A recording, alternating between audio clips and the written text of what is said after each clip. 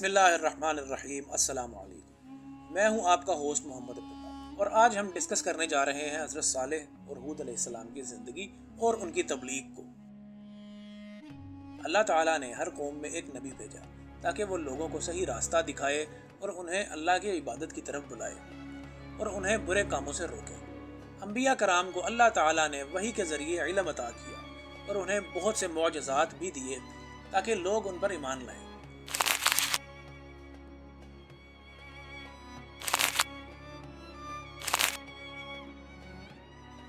انبیاء کو اللہ نے مخصوص قوموں کے لیے بھیجا اور بعض نبیوں کو پوری انسانیت کے لیے منتخب کیا، جیسے کہ حضرت محمد صلی اللہ علیہ وسلم۔ حضرت ہود علیہ السلام اور حضرت صالح علیہ السلام کو بھی اپنی اپنی قوموں کی ہدایت کے لیے بھیجا گیا تھا، لیکن ان کی قوموں نے ان کی بات کو نہ مانا اور اللہ کے عذاب کا سامنا کیا۔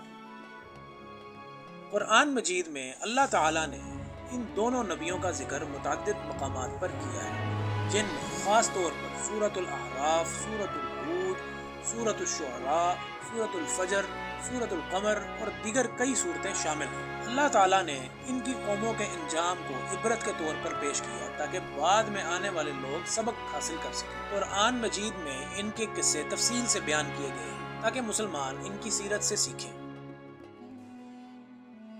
حضرت ہود علیہ السلام حضرت نوح علیہ السلام کی نسل سے تھے۔ آپ کو اللہ نے قوم عاد کی ہدایت کے لیے منتخب کیا۔ آپ ایک انتہائی نیک، عبادت گزار اور حق بات کہنے والے تھے۔ آپ کی قوم بہت ہی طاقتور اور خوشحال تھی، مگر شرک اور غرور میں مبتلا ہو چکی تھی۔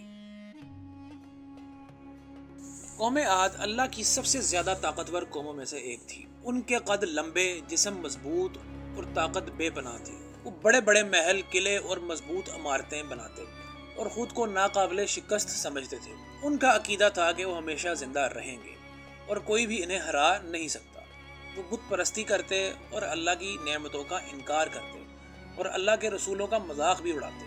آپ ان کی طاقت کا اندازہ اس بات سے لگا سکتے ہیں کہ وہ ایک درخت کو اکھاڑ دیتے تھے اور پہاڑوں کو تراش کر ان میں گھر بناتے تھے۔ حضرت ہود علیہ السلام نے اپنی قوم سے فرمایا، اے میری قوم، صرف اللہ کی عبادت کرو، وہی تمہارا رب ہے۔ تو ان کی قوم نے جواب دیا، ہود، تم بس ہمیں بے وقوف بنا رہے ہو، ہم تمہاری باتیں نہیں مانیں گے۔ تو حضرت ہود علیہ السلام نے فرمایا، اللہ کی نافرمانی چھوڑ دو ورنہ اللہ کا عذاب آ جائے۔ قوم نے پھر مذاق اڑایا اور کہا، ہمیں تمہاری دھمکیوں سے کوئی خوف نہیں، ہم تو اور زیادہ مضبوط ہو رہے ہیں۔ اللہ تعالیٰ نے پہلے انہیں قحط اور خشک سالی میں مبتلا کر دیا۔ اس کے بعد ایک خوفناک آندھی بھیجی جو 7 دن اور 8 راتوں تک چلتی رہی۔ وہ آندھی اتنی شدید تھی کہ مضبوط ترین انسانوں کو بھی تنکوں کی طرح اڑا کر پھینک دیتی۔ پوری قوم ہلاک ہو گئی اور ان کے عظیم الشان محل اور قلعے ویران ہو گئے۔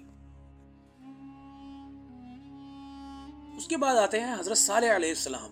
حضرت صالح علیہ السلام بہت ہی عقل مند اور دانش مند شخصیت تھے۔ اللہ تعالیٰ نے انہیں قوم سمود کی ہدایت کے لیے نبی بنا کر بھیجا۔ قوم سمود بہت ہی ترقی یافتہ اور ہنرمند قوم تھی۔ قوم سمود پہاڑوں کو تراش کر شاندار محلات اور قلعے بناتی تھی۔ وہ دنیا کی چمک دمک میں مگن تھی اور اللہ کی عبادت چھوڑ چکی تھی۔ وہ شرک میں مبتلا تھی اور حضرت صالح علیہ السلام کی مخالفت کرتی تھی۔ حضرت صالح علیہ السلام نے اللہ کے حکم سے ایک معجزاتی اونٹنی پیش کی جو اللہ کی نشانی تھی۔ قوم نے اونٹنی کو قتل کر دیا جس پر اللہ کا عذاب آ گیا۔ اللہ تعالیٰ نے قوم سمود پر ایک خوفناک زلزلہ اور آسمانی چیخ بھیجی جس سے وہ ہلاک ہو گئے۔ اللہ کے نافرمانوں کا انجام عبرتناک ہوتا ہے۔ اللہ کی رحمت سے محرومی سب سے بڑی سزا ہے۔ شرک، تکبر اور نافرمانی کا نتیجہ ہمیشہ تباہی ہوتا ہے۔ اللہ کے نیک بندے ہمیشہ کامیاب ہوتے ہیں۔ حضرت صالح اور ہود علیہ السلام کی زندگی ہمیں سکھاتی ہے کہ شرک کی ہمیشہ نفی کرنی ہے، کیونکہ شرک is the most sensitive issue on the side of Allah۔ Prophet series کی اگر یہ ویڈیو پسند آئی ہو تو اس کو لائک کریں، شیئر کریں اور چینل کو ضرور سبسکرائب کریں اور بیل آئیکن کو بھی پریس کریں تاکہ پروفٹ سیریز کی اگلی ویڈیو آپ کو بر وقت مل سکے۔ شکریہ۔